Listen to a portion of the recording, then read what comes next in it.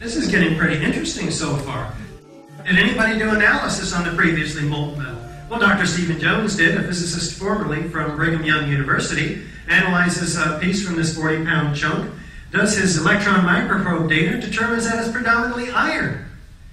It's not aluminum. It's not steel. It has abundant manganese, so it's not structural steel. It has very little chromium. It has small amounts of aluminum, sulfur, and potassium, key ingredients of thermite.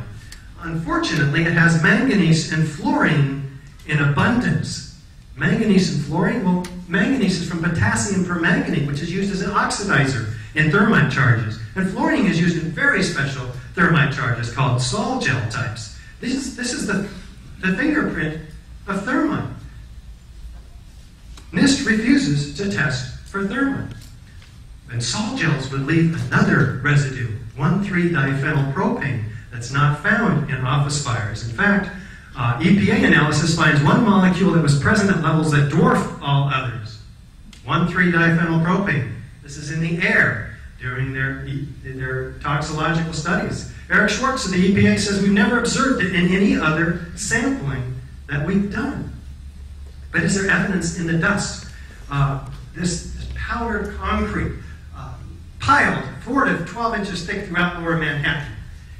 In fact, Dr. Jones has 4 samples of this dust that's sent to him. One from the Brooklyn Bridge collected 10 minutes later, another from the top of a skyscraper just 2 to 3 blocks away, and one from an apartment.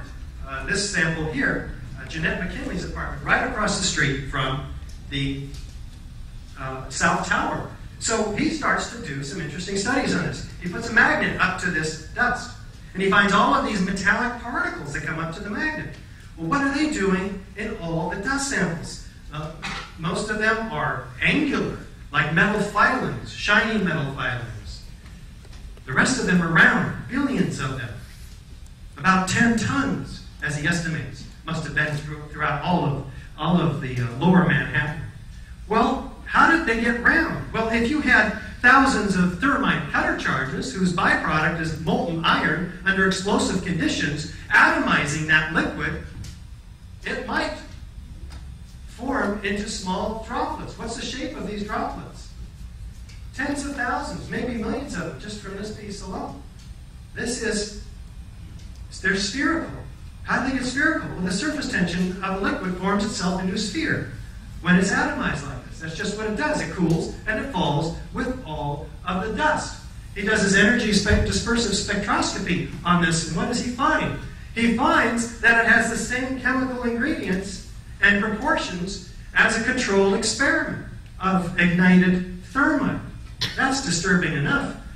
He thinks about this. Well, what would have been in the original recipe, the unignited thermite? Well, he speculates that there would have been powders of aluminum, iron oxide, copper oxide, zinc nitrate, potassium permanganate.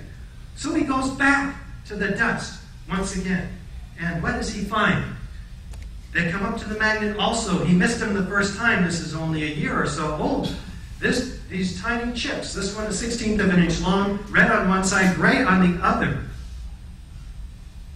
It's actually quite fascinating because it has the same or very similar characteristics of its chemical composition to known thermite. This isn't put together by colliding airplanes with steel structure, aluminum and steel. Why? Because the particles of the aluminum and the iron oxide are 1,000 times smaller than a human hair. They're perfectly rhomboidal in shape, the iron oxide. The platelets of aluminum are perfectly uniform. They're mixed, 1/3, 2/3 in the ideal proportion. This is nanothermite. It's very sophisticated stuff. It's made only in highly sophisticated defense contracting laboratories. It's not made in a cave in Afghanistan. When you get the surface area small enough, the particles small enough, the surface area becomes huge. So the chemical reaction is almost instantaneous. So we have an explosive incendiary. Thermite's an incendiary. Super thermite or nanothermite becomes very explosive. So now you have a product that doesn't have the loud bang of high-energy explosives like C4 or RDX, doesn't have the bright flashes of those products normally associated with controlled demolition. So, if you were trying to perform a deceptive controlled demolition, this might be the product you'd use, except that it would leave a whole lot of molten metal droplets, which appear here, associated with the chips that are partially ignited as well. This is all documented in a 27-page peer-reviewed paper. It's direct evidence of explosive controlled demolition, documenting 100 nanometer across, 1,000 times smaller than human hair. We have this paper in the back, and it's very devastating. Niels Erik from across the sea in Holland has speaking about this. It's creating quite a controversy in circles. This is compelling evidence that thermite reaction compounds were deliberately placed in the World Trade Center towers and Building 7. This is all direct evidence of explosive destruction. Fire can't account for any one of these, let alone all 10 of them. We have data from this report. In fact, they document in Appendix C intergranular melting, rapid oxidation, sulfidation on the 2 pieces of steel that were saved. Out of hundreds and hundreds, thousands, they were sent to China for recycling. Before this report came out, what did the report say when it came out?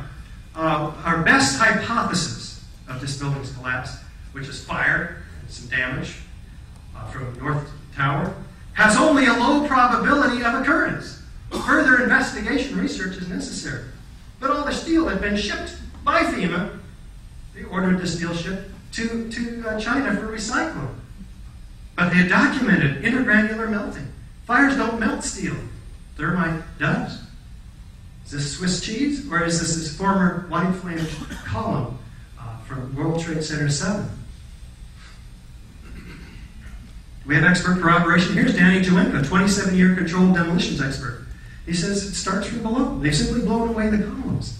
This is controlled demolition. The team of experts did this. It's professional work, without any doubt. Well, he's across the sea in Holland. He's not. His clients aren't the richest people in the world in America. Why aren't the controlled demolition companies speaking out about this? Because they would lose their clientele, many of which is the federal government. Do we have foreknowledge of the destruction of this building? Listen to these mysterious construction workers.